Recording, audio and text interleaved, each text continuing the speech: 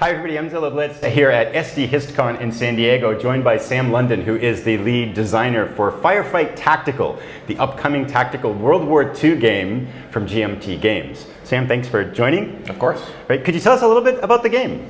Yeah, so Firefight Tactical is a squad level World War II game, but mixed with a dice Euro. So you're doing your standard squad or tactical squad things, you're going through impulses, you're moving your units around, you're firing, you're all that good stuff. But with the added layer on it that in order to order your units, you're having to draft dice from a shared pool, and the dice correspond to certain actions on your units. So if you don't have a certain die, you cannot perform that action. It was kind of to cut to a bit ahead here. It was largely inspired by Combat Commander, that I'm a huge fan of, but I could never stand those moments when they happen in Combat Commander and you have a hand and you can do nothing that you need to have done.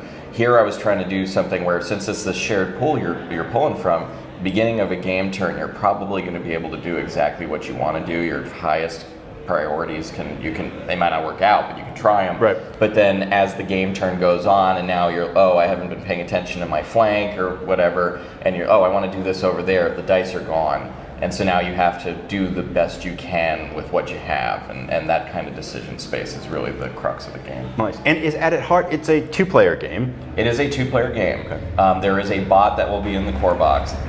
The bot is fully designed, and it has beat me enough times. Oh, very nice. Because a lot of viewers love Solitaire. Yeah. I'm one of them as well. So yeah. I'm very happy with the function of the bot. It's a deck-driven bot. Okay, so go into the bot real quick. It's essentially a isolated flowchart on each individual card. So it's once you understand how it works, it's generally the bot turn will be faster than a human opponent's turn will be. And so you just boop to get it done and take your turn and back and forth.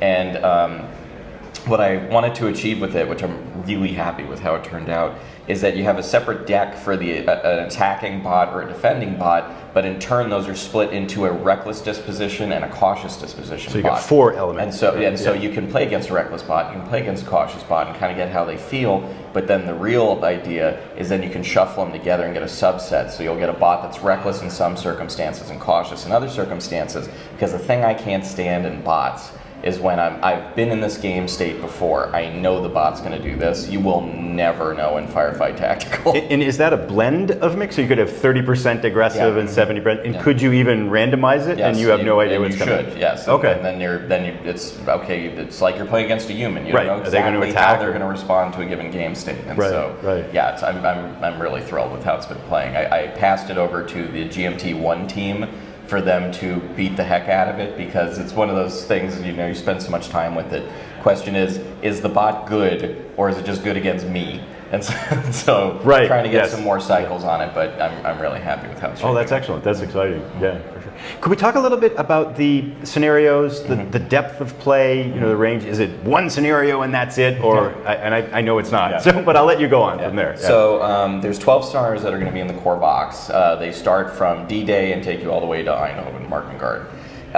Then they're going to introduce, this is kind of my scenario design philosophy, they're introducing mechanics as you go, which is fairly common. But the reason I did that is because the game is so easy to make custom scenarios for. And so I had originally designed, and this was awesome, but I designed this really cool random scenario generator that you could use so much variety in mega scenarios and all this stuff, but it was too much to fit in the core box. Okay. And so that's for a later time. So you've got expansion plans. Oh boy, do I have expansion plans. Okay. But the idea is I took the balance criteria for that random scenario generator and I just threw it into the core rulebook. And so even though you want to have the stuff to do the just variety that you could do as I originally intended, you still have everything you need to just put together custom scenarios. And now you've played through that campaign, you can say, we're going to do night rules, we're going to bring in the armor, we're going to bring in artillery, all that good stuff. And so you can kind of bring in all that crunch that you really enjoy that you found in the regular campaign. The other part of it, on the subject of replay, and I say this all the time, I've probably been recorded saying it many times already, is I have played that first scenario, my teaching scenario, close to 100 times at this point. It has still never played out the same way twice. And the reason for that is because you're playing on this terrain grid of these terrain cards, and so the deck of these terrain cards that make up your battlefield is going to be the same every time for a given scenario, but the deal is random. And so you'll have your objective spaces and stuff, that'll be face up, and so those will be fixed because that's what's always tactically relevant at that location. But the other ones, what's tactically relevant can change in play, and the random seating is different. You combine that with the dice draft and that you're not always going to have the same options, and the replay value is intense. Wow. And I know we were just looking at the setup too. There was a road down the middle with your objective, so that was the known terrain, and then everything off to the side is, you really don't know what's there. So it's actually, could be a lot different. Since you bring it up, there's 3 different types there. There's the fog of war, which was the face down ones. There's starting terrain, which is the road, and then there's fixed terrain, which is the objectives. Got it. So the farmhouses were the objectives in that scenario. They can't change, but the road can. And so that's something that the Americans will usually try to do in that scenario, is how far do they make it up the road, and can they find something better to hide behind as they approach the farmhouses. Otherwise they got to slog through fog of war, they might run into streams, might be lucky and run into some woods, but they could also just run into open field and get mowed down by op fire. And so the tactical puzzle will be very different every time. And the decisions that are involved with that are a lot of fun, I'm sure too. Yeah. You mentioned the campaign. Is there a legacy element between the scenarios? No. So every scenario, you could play any one at any time and stuff like that. Yeah. But learning the game, you want to play through the first 4 or 5, and then you get to that full feature set. Is that kind of how it works? Yeah. The big thing I wanted to achieve with this design was I wanted to make a game that was going to feel very at home for your tactical players, but wouldn't scare off their friends that aren't tactical players. Okay. Which so far the feedback is telling me that seems to be doing a pretty good job. But those first scenarios are to get, I mean, the core rules of this game, you can be up and running very rapidly. You don't have to read all of these cool chrome pieces that are going to be in there. And then as you play, it's just, okay, here's a little bit more. Got it. I mean, very seriously, if people didn't want to get into the level of depth that you're going to bring in with adding an elevation and all this stuff, they can just play the first 3 scenarios, and that'll get them, their support weapons and all that kind of stuff, and then take that tool set into the custom scenario generator and have an incredible amount of replay just from that. Right. I would hope they would eventually add in the other cool stuff, but no, I wanted to let people kind of ease, because ultimately I designed it for me. And I have so many friends, even wargamers, that sometimes get a little intimidated by tactical games, but they'll play Firefight Tactical. Right. Yeah. Tactical games, I think, by their nature, often have a high level of complexity. Yeah. And kind of, I know you've spoken to that a little bit, but could you perhaps give an estimate of where the game in general, and I realize it's getting more complex as you're making it, as you're playing it, in that wargaming scale, how might you position the range of the game? Give me what a 1 and a 5 is. So I'm assuming a 5 I'll go is 10. Advanced Squad Leader. 10 is Advanced Squad Leader, yeah, for sure. Let's go 1 something like Risk, just to make it easy. Risk. Yeah. Okay, so probably... Or Axis and Allies. Axis and Allies. Yeah. I would say a 5 or a 6. Okay. At that upper end. Right. You never get into that crazy, level of every, all of a sudden you have air support. Was there a dog in the cockpit for right. Yeah. Right. We never get there. But a lot of the decision space, and the thing that you need to play the game a little bit before you really uncover it, is every time I teach the game, if I can, I play as the defender. Because the defender is usually in a fixed position, they're not moving around very much. When people aren't used to the system, they're looking at going like, well, I'm not doing very much. I'm just kind of passing, I'm not moving. And the thing they're missing is, if you're coming at this from a traditional squad game perspective, you're looking at saying, I'm not doing anything. The thing you're missing is you're controlling the flow of the dice. And so you actually have an incredible amount of control over your opponent's momentum. And so those kind of, that decision space becomes much more apparent after repeated plays, and that's where a lot of the actual decision crunch is this is maybe only the second best thing that I can do right now, but it will devastate your turn. And so being able to recognize those, where you want to remove your opponent's capabilities, is where a lot of that complexity and decision space comes in. One of the things I noticed as I was looking at the game, there's a lot of dice. It looks very different from a tactical game. I could imagine that perhaps at a first glance, scaring away some of your more tactical-oriented in deeper wargamers. That is a concern. Okay, and do you want to speak a little bit about to that, like how does that gameplay address that? Well, the gameplay, once you get into it and you sit down and you're in it, it's going to be so familiar to your traditional tactical players. You're making the same decisions. You're going to, if you choose to run down the road and they have Overwatch and they're ready for op fire, you're not making it down the road. Okay. You're going to have those same gameplay situations. It's just that the mixture of the Euro in there, I could imagine being a little bit startling at first, but I mean, a major inspiration for the game was Combat Commander. And Combat Commander had the same issues initially, where people looked at it and they said, how is this a tactical game? I got this deck of cards, I have dice.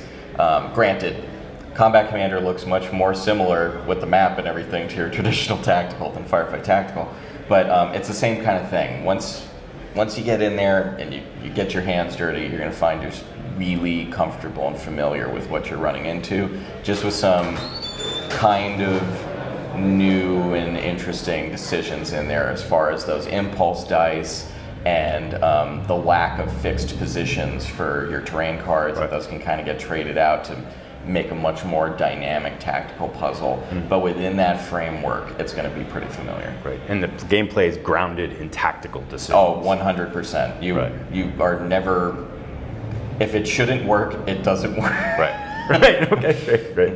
And related to the complexity, how, in terms of a typical scenario, how long of a game experience is that? So they pretty much scale with the size of the battle map. Okay. And so they get longer. Yeah. So the first one is a 4x4 grid. People that have been working on it with me are telling me they're getting through that scenario in about half hour. I played a much larger scenario, which is the Cherbourg scenario, yesterday, and we got through that one in about an hour and 15 minutes, hour and 20 minutes. I have aspirations of doing mega scenarios eventually. Those will probably be much larger, and those are going to be intended for multiplayer. Right. But for the moment, probably everything that's in the box the core box should probably be under 2 hours. You've hinted at future expansion plans, and just as you talk about kind of the sandbox nature of it, the ability for people to generate their own scenarios, I can envision this going to kind of other theaters. I mean, the sky's the limit. Is that kind of where you're going, or do you have thoughts, and you want to talk a little bit with your expansion plans? No, you got it. So I talked about the random scenario generator. Assuming the desire is there and people are excited about the game, I want to do an expansion that would be the random scenario generator, because it's done, and then maybe an expansion to some of the functionality on the bot, and a little bit of extra stuff, maybe some slightly more esoteric units for the Americans and the Germans. After that, I'd like to take it to the Eastern Front. I have the Soviets pretty much entirely designed. Nice. And then that would be also the terrain deck that would let you do Winter War stuff. And then the idea would be to do a smaller expansion, like a Ziploc expansion, where you can then take that Winter War deck back to your core game stuff, do your Battle of the Bulge and all that stuff, then swing down to the Mediterranean and take it from there. But the idea is that you pretty much hit the nail on the head, is that all of that stuff would come with updates to the random scenario engine. Right. And so it'd just be, here's some more cool stuff, throw it in there. Now you have new orders of battle that can be generated. You have new terrain mixes that can be generated. And then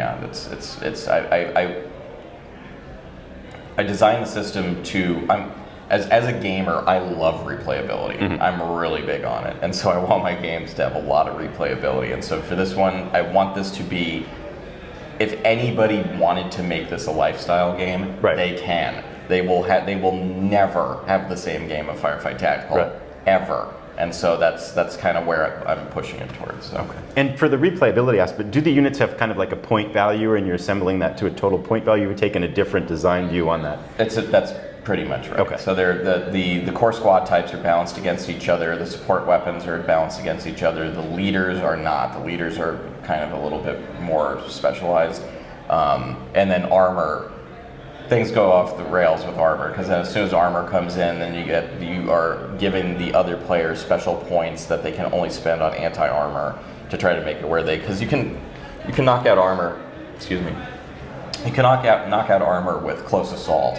You don't need anti-tank weapons, but it makes for a more balanced scenario, so you end up with those options. And then in terms of, you've talked a little bit about the types of units, and that kind of brings me to one thing that we really haven't touched on. There is armor, leaders, infantry squad level action, and then are there airstrikes, off-board artillery, and things like that as well too? Or how far does it go in its current kind of envisioning? Most of those are handled by events. So I touched on this, but you remove, actually I don't think I touched on it, sorry, I'm going to touch on this now. Yeah. So you roll up those dice at the beginning of each game turn and you remove the sixes.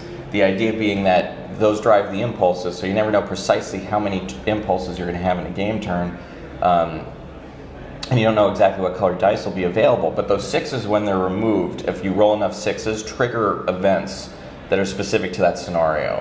And so that's how you get these kind of things brought in, like airstrike, and naval bombardment right. For Cherbourg, and that kind of thing. And so those are scenario specific, but there's also for the random scenario generator, they're rather than being, because it's not a specific scenario, they are based on objective types and such. And so those have their own somewhat generic, but like for that game type event tables. So there's the potential for all of that. Right. It is technically an optional rule, but you definitely miss out on some of the narrative when you don't have those events happening. For sure. Yeah. Great.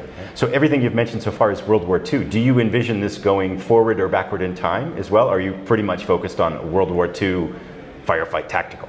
So I'm working on a lot of games. It had not crossed my mind, and then someone came up to me, I think at GMT's weekend at the warehouse, and this would be great for Vietnam. Yeah. And I was like, it would be great for Vietnam. And then I was thinking, I don't think it would go backwards in time. I don't think it would fit that kind of conflict well. But forward in time, I think we could do a lot of fun stuff with it, and I'm definitely open to it. Yeah. So. It's almost a lifetime of work for this too. Yeah, I mean, I will continue to make games if people want to play them. And so if the desire's there and people are excited about it, let's do it. Great, thank you. Right now the game is working its way through the latter stages of GMT's P500 system, so as soon as it clears that, we can probably expect to see it in maybe a year-ish as it goes through its production? Late 2020? I'll let you speak to it. I can't swear to their pipeline because that is way outside of my control. Absolutely. I know that they have desires to print it sooner rather than later, but again, the demand has to be there. Right. So, yeah. Great. And if you would like more information on the game, you can go to GMT's website at the P500 page. Is there anything else you want to guide people to? I have a YouTube channel. You don't need to bother looking for it. All of the videos that I've put up for Firefight Tactical are available on the P500 page on GMT. Okay. And so there you'll be able to see examples of play, a elevator pitch for the game that's got a little bit more information than this, and also a fairly comprehensive explanation of the infantry rules. Great. Are also available there. Great. Thanks so much for joining. I'll link to the P500 page down below if you'd like more information or want to back the game. That's where you'd want to head to. Thanks for watching, everybody. Thanks a lot.